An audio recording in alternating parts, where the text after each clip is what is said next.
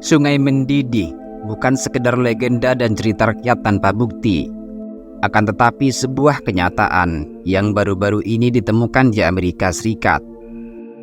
Andes Russo, seorang ahli geoscience, konservasionis, penulis, komunikator, dan pendidik berkebangsaan Peru Nicaragua, adalah penemu pertama sungai mendidih yang bernama Sanaipin Pisca. Pada awalnya, gagasan Andes Russo tentang keberadaan sungai mendidih mendapatkan cibiran dan disepelekan oleh teman-teman universitasnya, bahkan dianggap sebagai gagasan bodoh oleh pembimbing tesisnya.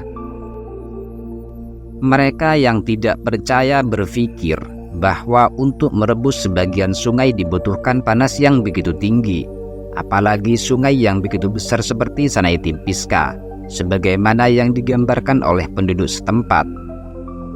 Namun, Andes Russo tidak terpengaruh oleh kritik dan ejekan teman-temannya, dan berbekal cerita yang ia dengar dari orang tuanya, ditambah dengan cerita populer di tengah masyarakat setempat, Andes Russo akhirnya memutuskan untuk menjelajahi hutan hujan Amazon untuk mencari dan membuktikan kepada dunia bahwa sungai tersebut benar-benar ada. Berbekal tekad dan dana hibah yang diberikan National Geographic, Andes Russo berhasil menemukan sungai mendidih di jantung hutan hujan Amazon Peru, Amerika Selatan. Sungai ini mengalir sejauh 4 mil dan mencapai lebar 80 kaki dengan titik kedalaman 16 kaki. Perairan seukuran sungai mendidih seperti ini memerlukan sumber panas dengan banyak energi. Namun gunung berapi aktif terdekat berjarak lebih dari 700 km dan tidak ada sistem magmatik yang diketahui di hutan Amazon, di mana hal itu membuat Andes Russo merasa aneh sekaligus takjub. Namun setelah menyelidiki lebih dalam dan menguji hipotesis yang berbeda, Andes Russo sampai pada kesimpulan bahwa fitur hidrotermal disebabkan oleh aliran sesar, di mana air tenggelam ke dalam dan mengambil beberapa waktu di bawah tanah untuk mengambil panas dari bumi, dan kemudian mengalir kembali melalui pahatan dan retakan di permukaan bumi, dan menciptakan sungai termal yang sangat besar dengan suhu rata-rata mencapai 86 derajat Celcius.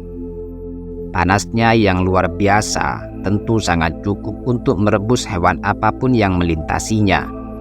Dan selama melakukan penelitian, Andes Russo menyaksikan bagaimana sungai tersebut memasak hewan-hewan yang mencoba melintasinya, di mana mata dari bagian tubuhnya matang terlebih dahulu. Kemudian air merasuk ke organ tubuh bagian dalam melewati lubang-lubangnya, hingga membuat hewan-hewan tersebut matang sepenuhnya. Sungai Sanaipin Pisca merupakan anak sungai Amazon yang dikaitkan dengan cerita rakyat, mistisme, dan spiritualitas selama berabad-abad. Penduduk setempat di wilayah tersebut, yang terdiri dari komunitas Santuario Huistin dan Mayantuyaku, menganggap sungai Sanaipin Pisca sebagai situs suci dan merupakan titik penghubung antara manusia dengan dunia spiritual dan alam. Mereka meyakini air sungai tersebut mengandung kekuatan mistik dan daya penyembuhan. Para dukun terkuat yang dihormati dalam komunitas mereka sering mengunjungi sungai tersebut untuk berkomunikasi dengan roh leluhurnya dan mempelajari ritual penyembuhan. Para dukun di tempat tersebut sering menggunakan air sungai Sanaipin Pisca untuk pengobatan dengan dicampur ke dalam obat-obatan. Di bagian hulu sungai, terdapat bongkahan batu besar berbentuk kepala ular, yang menurut legenda masyarakat setempat, merupakan seekor ular besar bernama Yakumama, yang berarti ibu dari air, dan diyakini sebagai penyebab munculnya air panas sungai Sanaipin Pisca. Meski masyarakat setempat telah lama mengetahui tentang sungai Sanaipin Pisca, namun, sungai ini belum pernah diteliti oleh para ilmuwan.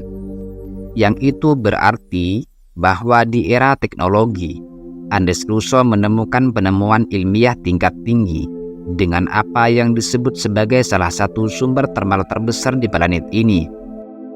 Selain itu, Andes Russo juga menemukan budaya dan pengetahuan tradisional di era informasi ini. Sejak ekspedisinya pada bulan November tahun 2011, Andes Russo telah mengabdikan dirinya untuk melestarikan Sungai Sanay Timbiska. Andes Russo bekerja sama dengan pemerintah Peru, mendirikan sebuah organisasi nirlaba untuk melindungi sungai, hutan di sekitarnya yang terancam oleh penggundulan.